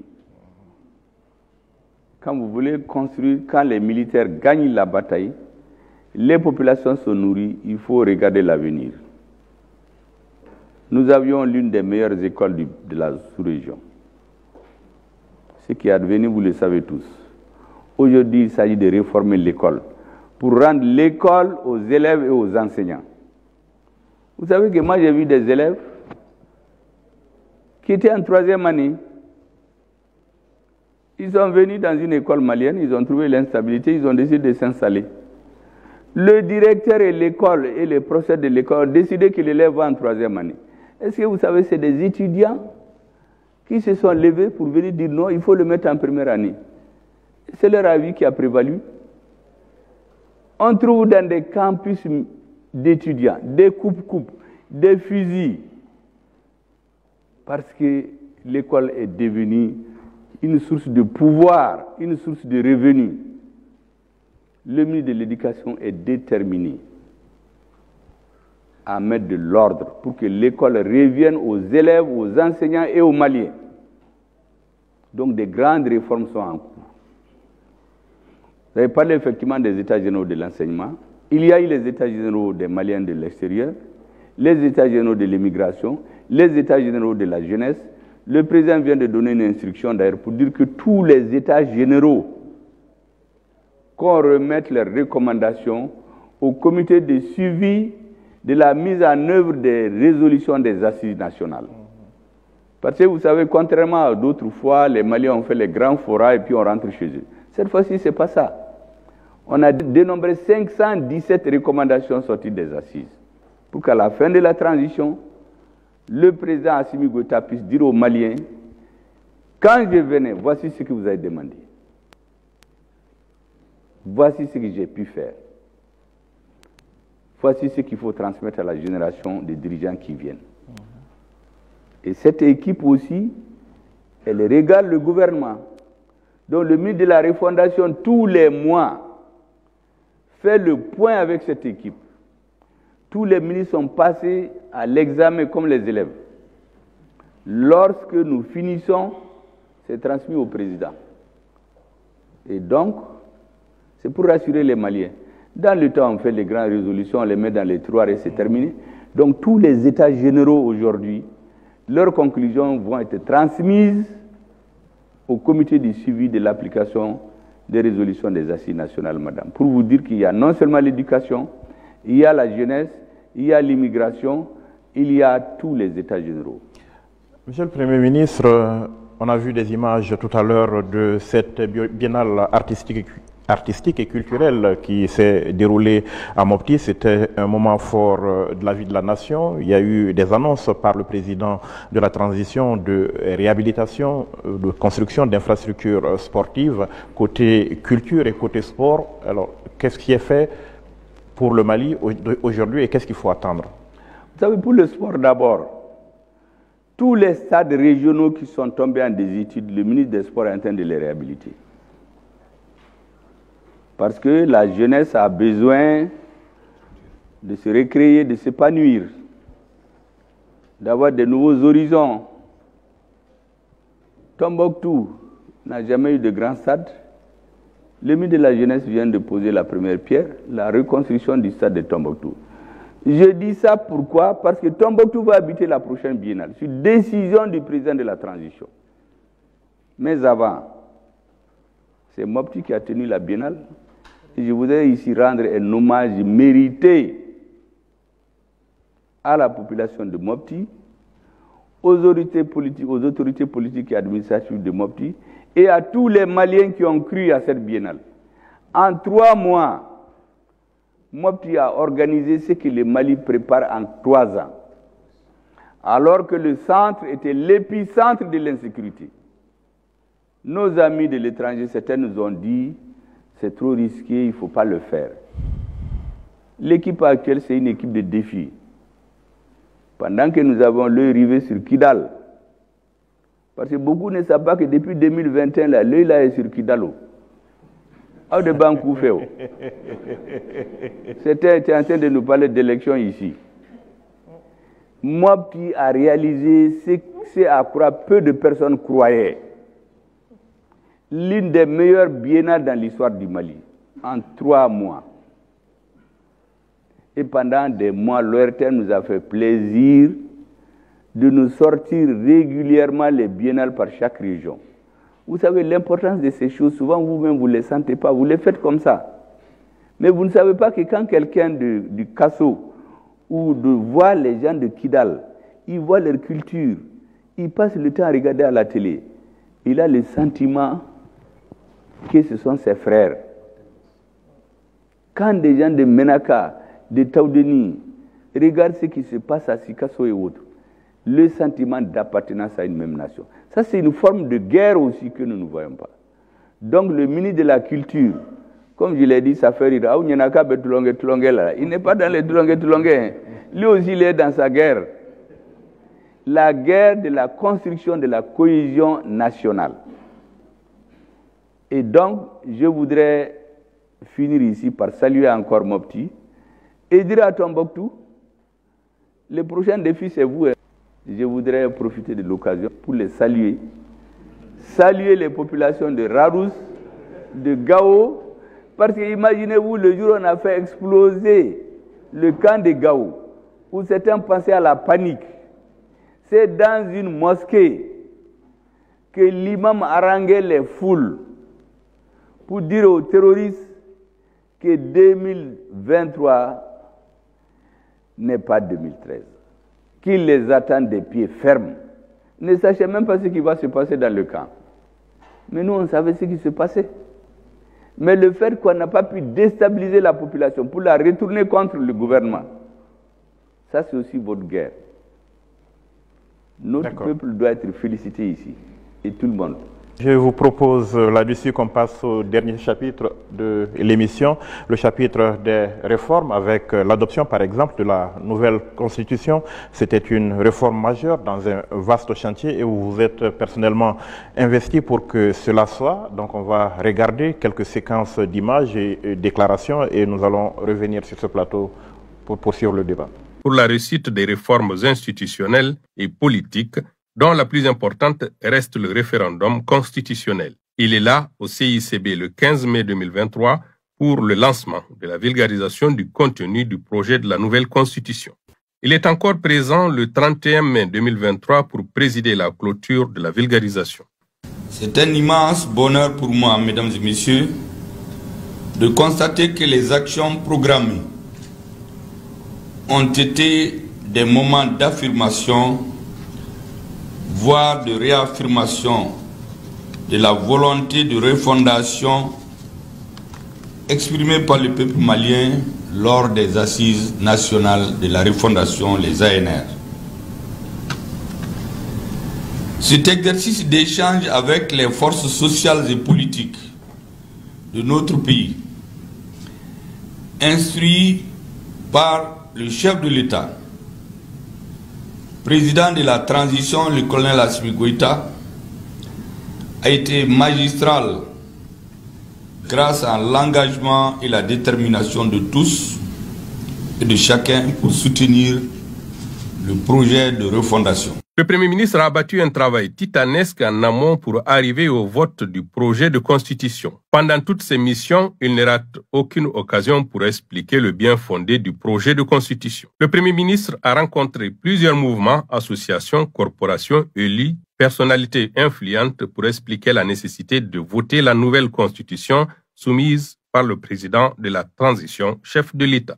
Pendant la campagne référendaire, Dr Choguel Kokala Maïga a profité de la tribune du 3e anniversaire du M5-RFP au CICB le 5 juin 2023 pour galvaniser tous les Maliens en faveur du projet de la nouvelle constitution. Lors de la journée nationale des communes, il a saisi l'occasion pour expliquer à tous les Maliens présents la nécessité et l'importance du projet pour la suite de la refondation du Mali. Le Premier ministre, tenace et courageux, ne reculant devant aucune contrainte physique pour accomplir sa mission assignée par le président de la transition, Teni, le mercredi 7 juin 2023, il était aux côtés du président de la transition pour la pose de la première pierre du Centre d'intelligence artificielle et de robotique du Mali. Dans l'après-midi, il reçoit à la primature successivement les influenceurs, une délégation de religieux engagés pour le projet de constitution, la délégation du Salon des médias comprenant des journalistes africains. En route pour représenter le président de la transition à la fête du Sankemo, l'infatigable Premier ministre fait escale au Palais de la Culture Amadou Hampâté-Bâ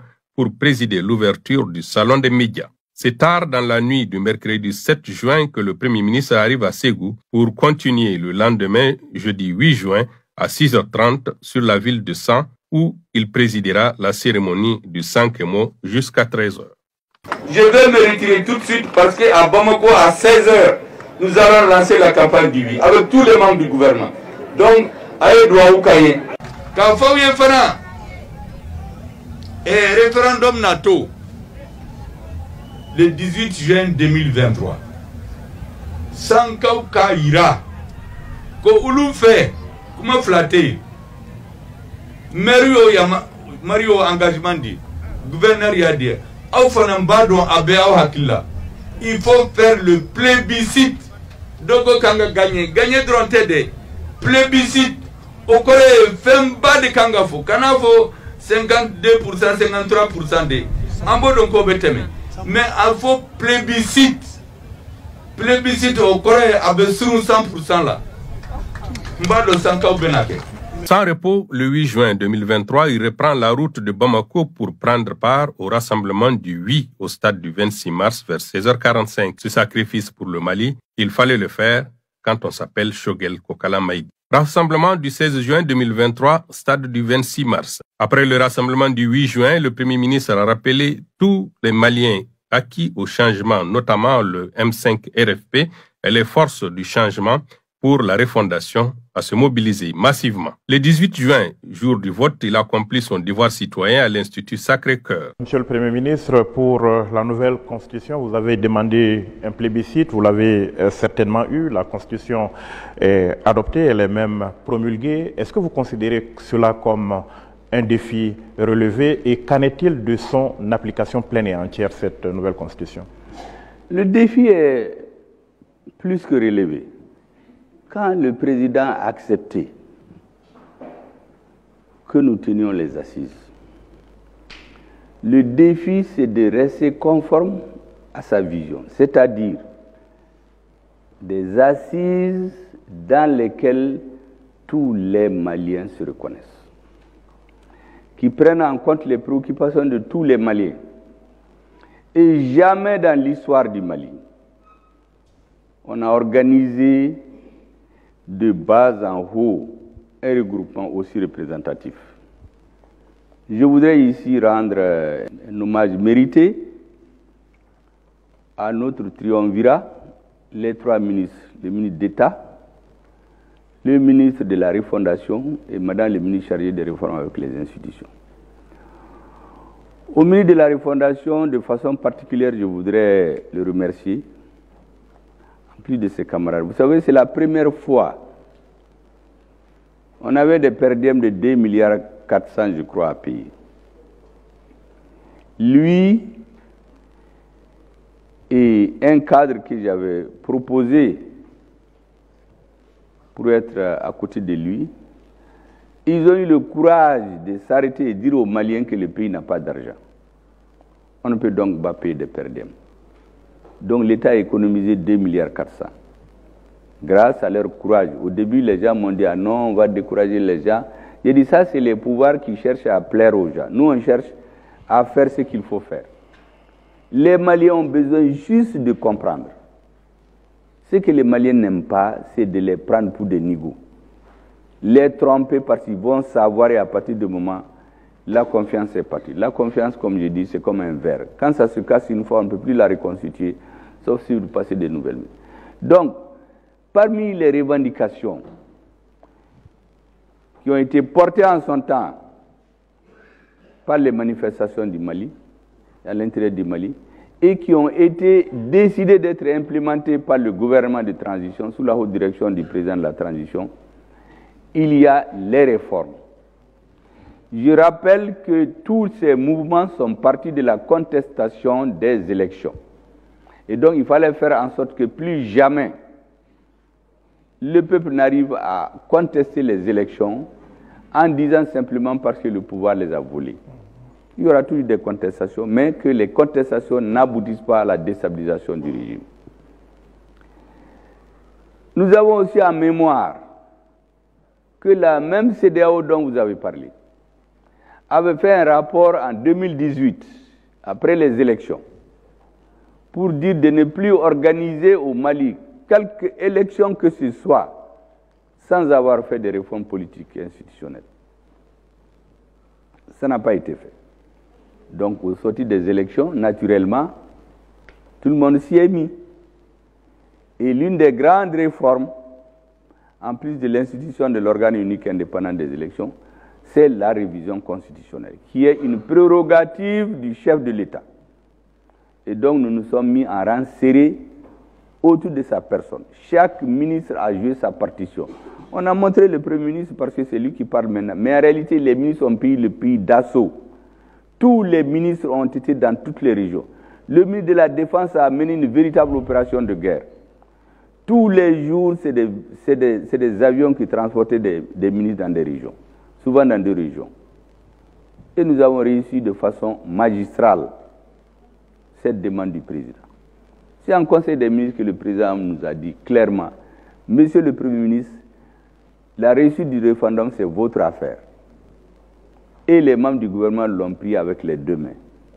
Nous l'avons réussi. Et la naissance de la 4e République, c'est le 22 juillet 2023. Depuis cette date, en réalité, si vous remarquez même dans le fonctionnement du gouvernement, moi je le sais, On a commencé à appliquer cette constitution. Ensuite, dans tous les textes résultant de cette constitution, le président a mis une équipe spéciale avec certains ministres qui ont presque fini aussi leur travail. Parce que nous voulons aller au pas de charge, faire en sorte que, comme je l'ai dit à la fin de cette transition, on peut ne pas être d'accord avec l'équipe, mais on va se dire l'équipe là, ils ont fait ce qu'ils peuvent. Le reste, ceux qui viendront, on va prendre la suite. De cette manière, on va rendre irréversible le processus de démocratisation. Et n'oubliez pas quelque chose qu'on a inscrit à l'article 34, je vous en ai parlé. Mais l'article 35 dit clairement que désormais aucun homme public ne peut se servir des pouvoirs qu'il détient pour détourner les fonds publics à son profit ou sa famille. Donc dans ces conditions, et beaucoup d'autres que je ne vais pas vous citer, nous avons été obligés d'implémenter en toute vitesse cette nouvelle constitution. Elle est en marche aujourd'hui, autant que faire se peut. Alors, ce qui n'est pas fait, on est en train d'élaborer les textes. Donc vous avez parlé de fin de transition, si là on va embrayer là-dessus. D'accord, oui. Nous sommes en 4e République, une nouvelle constitution, la refondation est en marche. Monsieur le Premier ministre, les Maliens se posent une question maintenant, à quand le nouveau chronogramme des élections et nous sommes à quel stade par rapport au processus électoral? Vous savez, concernant les élections, je vais vous surprendre en vous donnant la même réponse que j'ai donnée concernant l'énergie. Moi, j'étais récemment à l'hôpital, mais imaginez-vous que tous les jours, je regardais tout ce qui se passe au Mali. J'ai vu le président de la transition recevoir tout le gouvernement, avec en tête le ministre d'État et les vaillants ingénieurs maliens auxquels j'aurai un hommage mérité, qui ont restitué aux Maliens, comme nos militaires, notre dignité et notre respectabilité, en faisant les Malikoura biométrie. Maintenant qu'on a l'essentiel des cartes en main, les questions des élections, c'est une question subsidiaire. Le plus important, c'était Kidal. Ensuite, sécuriser nos populations. Aujourd'hui, vous avez vu les groupes terroristes en débandade, se sont éparpillés dans la sous-région, mais nous savons qu'on les transporte.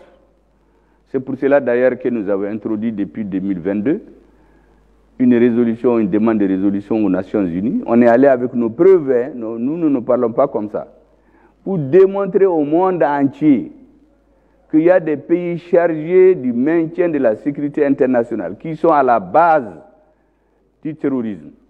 Ils sont en train d'attaquer les cibles molles, mais ils ne font rien à attendre. Je suis sûr que dans quelques années, ça va être un lointain souvenir.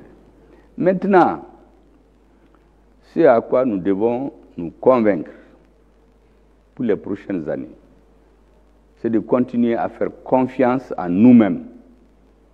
Je pense que la confiance nous a été retournée. Il ne faut plus jamais que nous perdions confiance. Monsieur le Premier ministre, c'est-à-dire que le chronogramme attendra la sécurisation? Non, ça ne va pas attendre. Je vous dis que l'essentiel du chronogramme, c'était quoi? Le pays aujourd'hui, d'une façon générale, est sécurisé. On peut faire des élections à Kidal aujourd'hui. Ce n'était pas aux assises où on nous a empêchés même de réunir les gens. Nous pouvons faire les élections partout, mais nous avions voulu avoir l'autonomie de toutes nos décisions. Le reste, je pense que dans des discussions techniques avec le président et d'autres acteurs majeurs de la transition, parce que la transition, je vous dis, ça ne se résume pas seulement à ce que nous voyons, mais il y a beaucoup de choses qui doivent être réglées. Parce qu'il ne sert à rien, j'ai dit aux uns aux autres, comme beaucoup le demandaient depuis 2021, de se précipiter faire des élections pour qu'il y ait un coup d'État dans les 6 mois. Moi, je suis convaincu que le président va prendre la bonne décision dans les temps à venir. Il faut reconnaître qu'il y a un assèchement politique dans notre pays, de la chose politique. Et en plus, si on serait dans des perspectives d'élections, pourrait-on faire les élections sans les politiques? On ne peut pas faire les élections sans les hommes politiques. Vous savez, il y a ce qu'on appelle l'usure du pouvoir. Pourquoi je vous dis de faire confiance à l'intelligence du président? Il y a ce qu'on appelle l'usure du pouvoir. Nous le connaissons très bien. Amadou Hampâté-Bâ a dit que le pouvoir, c'est comme l'alcool. Le premier verre, tout le monde sautille, vous êtes comme des cabris très contents. Et deuxième verre, vous êtes tellement courageux, brave, là, vous êtes comme un lion, tout le monde a peur de vous. Le troisième verre, vous cassez tout ce que vous avez fait, vous devenez comme un cochon. Ça, c'est Amadou Hampâté-Bâ qui a dit ça. Je l'ai dit ça aux amis du M5. Je suis à la tête du gouvernement. Je parle avec le président. Nous avons une claire idée du fait que l'usure du pouvoir, là, il ne faut pas l'attendre. Un moment va venir, les mêmes qui vous applaudissent, Ambessa ou Nofe, Nisayana a été machié de. Donc il faut travailler dans l'intérêt du peuple. Moi, je suis convaincu que les supputations qui consistent à dire, oui, ils reportent parce qu'ils ne veulent pas faire les élections. Mais on nous a dit la même chose en 2021. Parce qu'il y a des contentieux historiques avec eux qu'on traîne les pieds pour les élections. Bon, vous savez, ça, c'est ceux qui n'ont pas le sens de l'histoire. Moi, je regarde l'histoire sur 50, 100, 200, 300 ans. Nous avons une claire conscience de nos limites. Mais nous avons une claire conscience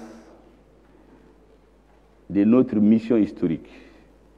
Il faut l'accomplir ou la trahir. Nous avons décidé de l'accomplir. Nous voulons qu'une fois des institutions installées au Mali, que personne ne pense à un coup d'État dans les 6 mois, dans le but de déstabiliser notre pays.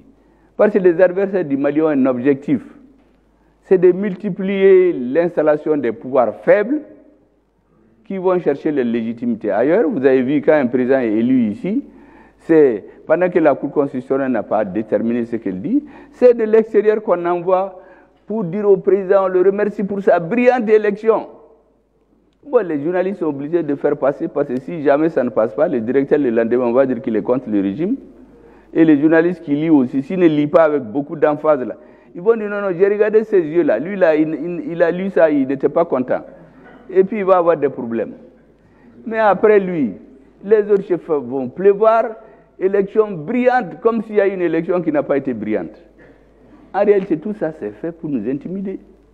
Et nous ne voulons plus de ça. Alors, Monsieur le ministre, voilà, Premier les ministre, élections vont se faire.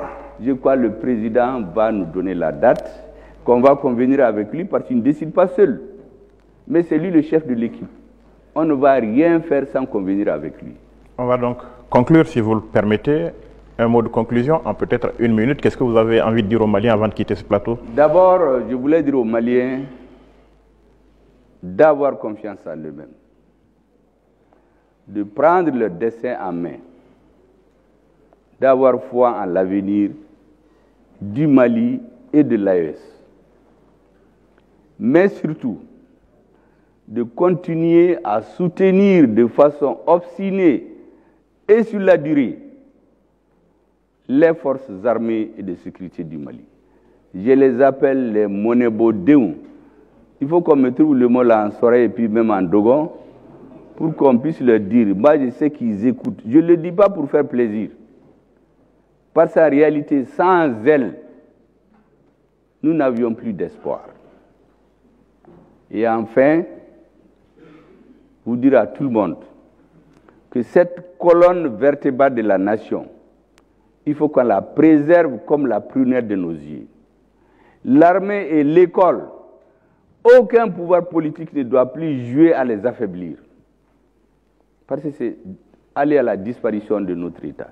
Et nous ne voulons plus de cela. Pour le reste, si nous faisons ça, je vous assure que dans quelques années, le vieux de Nyoro me l'a dit, des gens vont chercher les visas pour venir au Mali, pourvu que notre équipe reste soudée. Parce que vous savez, dans l'histoire politique, je termine par ça, pour désagréger un système politique, ce n'est pas compliqué. Le sommet, on fait une fissure. Si on ne trouve pas, on désolidarise la base. Parce que dans la société, vous avez 3 composantes. Vous avez la base, la grande majorité de la population, 95-98%. Vous avez l'élite dirigeante, peut-être 1%. L'élite opposée à celle-là, surtout qu'on a la démocratie, ça fait 1%. Ils se battent chacun pour le contrôle des 98%. Nous devons travailler en sorte et faire en sorte que, à tout moment, le centre de gravité du pouvoir de la transition soit du côté du peuple. Le jour où il n'en sera pas ainsi, nous tirerons les conclusions. Mais avant ça, je crois qu'on saura qu'il faut aller tout droit. Il ne faut pas clignoter à droite et virer à gauche comme certains l'ont fait. Nous, on n'est pas dans ça. C'est pour cela qu'on est une équipe. Nous avons une idée claire de notre mission historique qui doit être exécutée avant de passer la main au pouvoir d'après. On va dire merci beaucoup. Vivement ce jour où les gens chercheront des visas pour venir au Mali. Il est presque arrivé. Merci beaucoup. Merci, Monsieur le Premier ministre, d'avoir répondu à nos questions. Merci, Sira. Merci. Merci, Ousmane Mohamed. Nous disons donc également merci à l'ensemble des invités ici présents, particulièrement aux membres du gouvernement. Merci à l'équipe de coordination, aux équipes techniques, sans oublier les médias partenaires et tous ceux qui ont contribué de près ou de loin à la réussite de cette journée d'information. C'était donc la journée d'information avec le Premier ministre, chef du gouvernement, dans le cadre de la saison 2 de l'émission Malikoura Tassira. Merci à vous, chers téléspectateurs, de nous avoir suivis et bonne suite de programme sur le RTM. Thank you.